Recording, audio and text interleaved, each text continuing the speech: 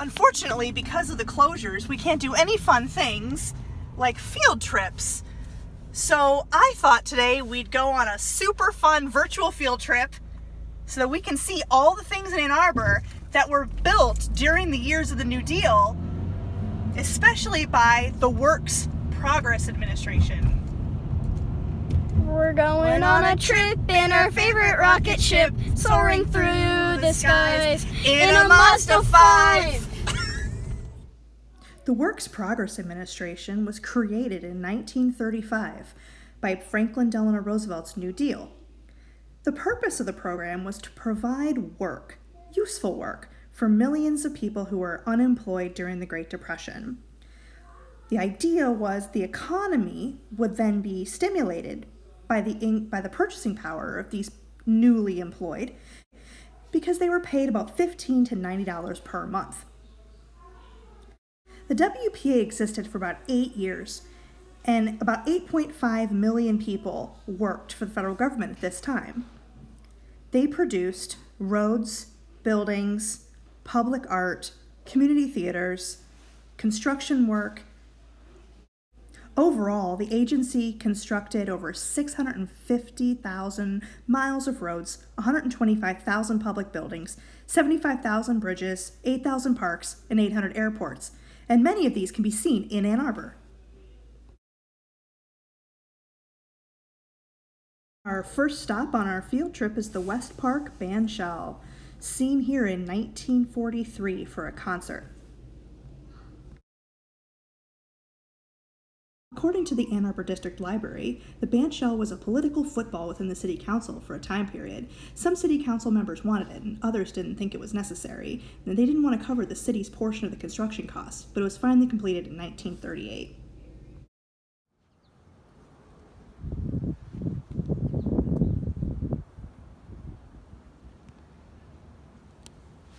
Hey! Our first stop on our field trip is the West Park Bandshell. Over there, South 7th Street.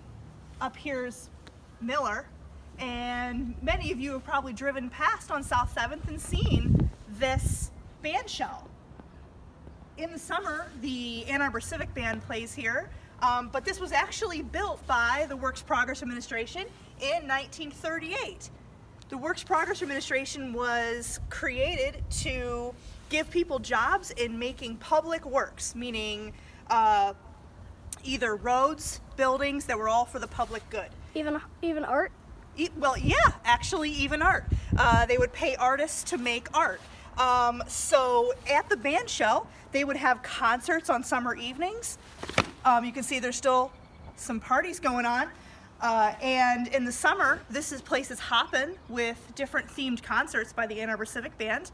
And you can see they have seating back here. So you can imagine on a summer night, you would just come out here with a picnic and you would be able to listen to the band play. And this particular style is modernist.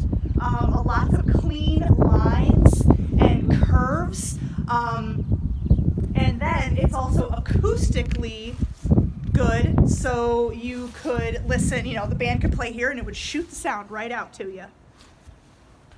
All right, so just imagine sitting here on a summer night listening to the band, and it is amplified by the shell.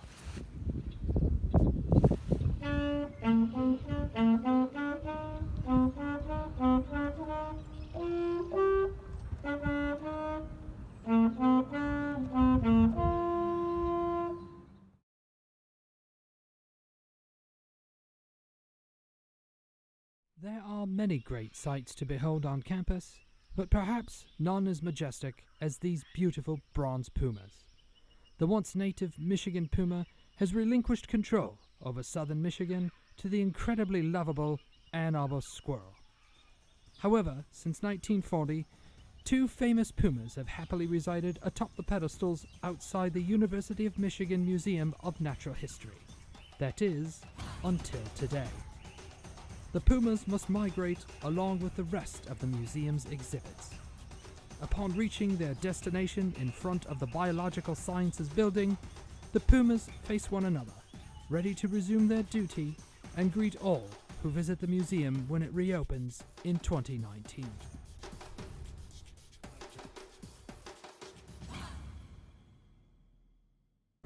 I think everybody recognizes one of these guys. We've been looking at these in the Natural History Museum entrance for years and years and years. They were actually built in 1940. The originals were built out of stone. These are replicas.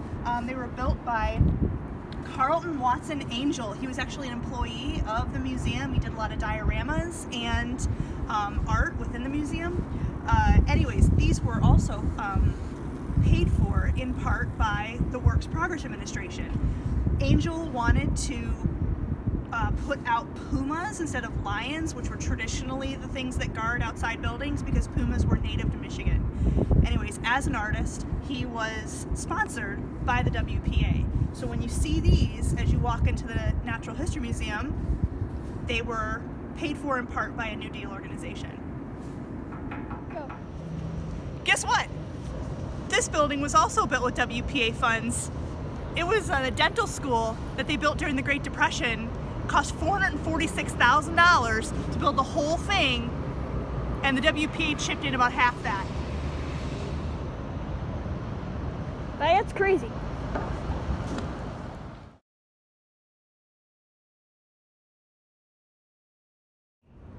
We're actually in one of the gardens at the Michigan League on campus, and as part of the WPA, there was also something called the Federal Arts Program, and they sponsored artists to create art for the public good. This is called Sea Nymph, and it was created in 1938 under the Federal Art Program of the WPA. So in addition to public works like sewers and things like that, they wanted to create art that would beautify public locations to, make people feel good and employ artists. So you can take a look at that. Kind of looks like from Lilo and Stitch. It does look like it's from Lilo and Stitch, And yes. this big old fish down here. And then she's riding on a fish. University Health Services building, built in 1938. Guess who paid for it? WPA.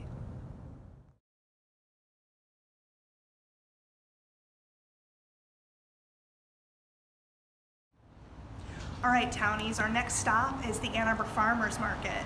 The WPA gave the city money to build an office and permanent stalls in the late 30s in order to create more business for the farmers market and have a better place for the farmers to come and sell their fruits and vegetables and produce.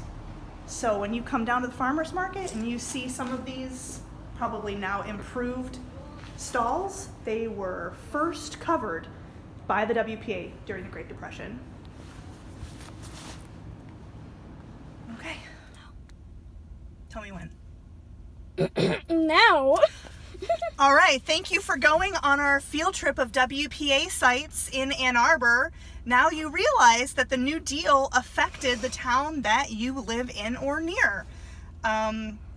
So everybody stayed 6 feet apart. We washed our hands after every location. Now we're going back into hiding. For another 2 weeks. Woo! Or longer. Yay! Thanks. Bye. Thanks for going on our field trip today looking at projects built during the Great Depression by the Works Progress Administration. Most of the Works Progress Administration projects were built on smaller scales with cooperation from local governments, like buildings as we saw today, or sidewalks or sewers. Please don't get this confused with the PWA. The PWA gave contracts to private firms who then hired in the private sector job market. The WPA hired workers who were out of work because of the Great Depression. WPA also focused on youth programs, programs for women, and art projects. And many of these can be seen today because they had such a wide-scale improvement for the city. All right, thanks a lot for coming. We'll see you later.